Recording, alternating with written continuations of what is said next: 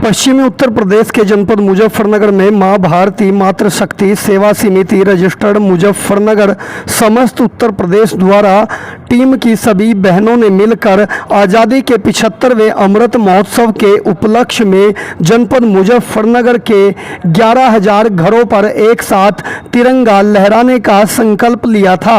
इसी क्रम में लगभग यह संकल्प पूरा होने की ओर है। वहीं मां भारती मातृशक्ति सेवा समिति की पूरी टीम ने दल बल के साथ करीब 2,000 छात्राओं महिलाओं को साथ लेकर झंडा वितरण कार्यक्रम को सफल बनाया। वहीं सदर ब्लॉक के ग्राम मुंझेड़ा, मखियाली, बाखरनगर, पचेंडा LPK एकेडमी पर भी राष्ट्रीय ध्वज स्थापित किए गए।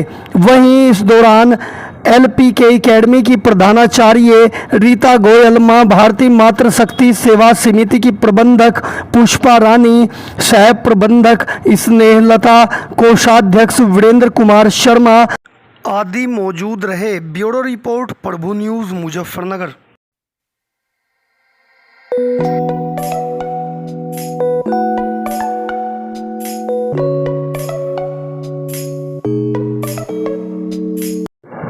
आज़ादी के इस पर्व पर आप देशवासियों को क्या संदेश देना चाहेंगे? स्वाधीनता को ऐसे ही प्राप्त नहीं किया गया है, वरन वीरों के रक्त से सिंचित कर यह भारत भूमि स्वतंत्रता को प्राप्त हुई है। इसको अक्षुण्ण रखने के लिए हमें आज भी सजग प्रहरी के रूप में अपने आप को बनाए रखना होगा। वास्तव में स्वाधीन भारत तभी होगा जब हर हाथ को काम हो, हर सर पर छत हो, हर हाथ को रोजगार हो, हर शरीर को चिकित्सा हो, और भारत का जिस तरीके से शेर और बकरी के एक घाट पर पीने की परंपरा है, उसी से गरीब और अमीर सभी का समान रूप से आदर हो, और इस प्रकार हम देश को फिर से विश्व गुरु के स्थान तक पहुंचा सकें। जय हिंद, जय भारत, जय मानवता। आज किस तरीके का कार्यक्रम आपके आवास पर? यही है कि भाई मतलब हम लोग जो है ये मान्यता रखते हैं कि सभी की समान रूप से पहचान होनी चाहिए।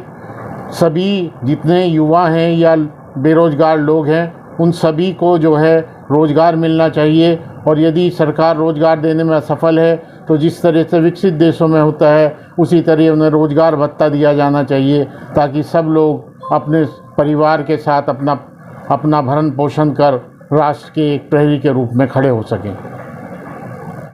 आज़ादी के 75 वर्ष पूरे हो चुके हैं, क्या कहना चाहेंगे इस विषय में? जी, मैं पूजा द्विवेदी, अध्यक्षा मां भारती मातृशक्ति सेवा समिति मुजफ्फरनगर, समस्त उत्तर प्रदेश। मैं यही कहना चाहूँगी, आज़ादी का हम 75वां अमृत महोत्सव मना रहे हैं। इस विषय में मैं यही कहना चाहूँगी, हमारा जो मेन उद्देश्य जब भी पूरा होगा, हम आज़ाद तभी होंगे जब हम अपने अंदर से सारी बुराइयों को ख़त्म करके आगे बढ़ेंगे। यही मैसेज देना चाहूँगी कि देखिएगा, हर जगह पुलिस, हर जगह प्रशासन नहीं मौजूद हो सकता है।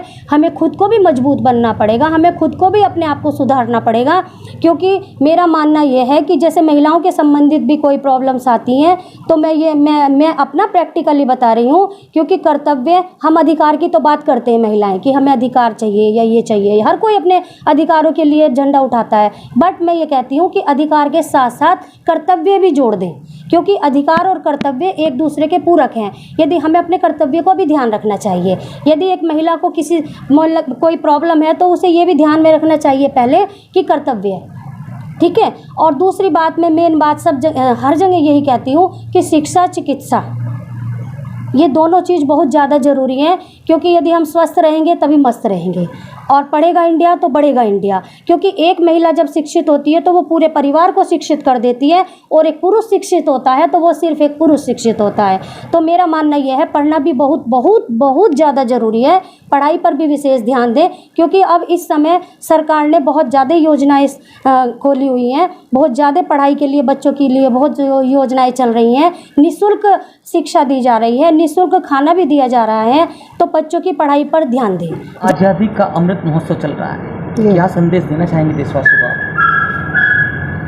आज़ादी का 75वां अमृत महोत्सव चल रहा है, और मैं इस विषय में जनता को ये संदेश देना चाहती हूँ कि यूँ तो 75 साल में हमारे देश में बहुत उन्नति हुई है, प्रगति हुई है।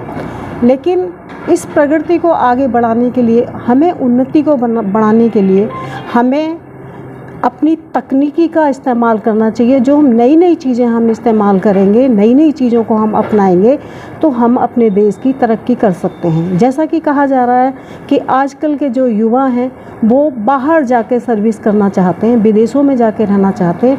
मैं ये चाहती हूँ कि विदेशों में क्यों, अपने देश में, अपने देश को आगे बढ़ाओ, तकनीकी लेकर आएँ बाहर से।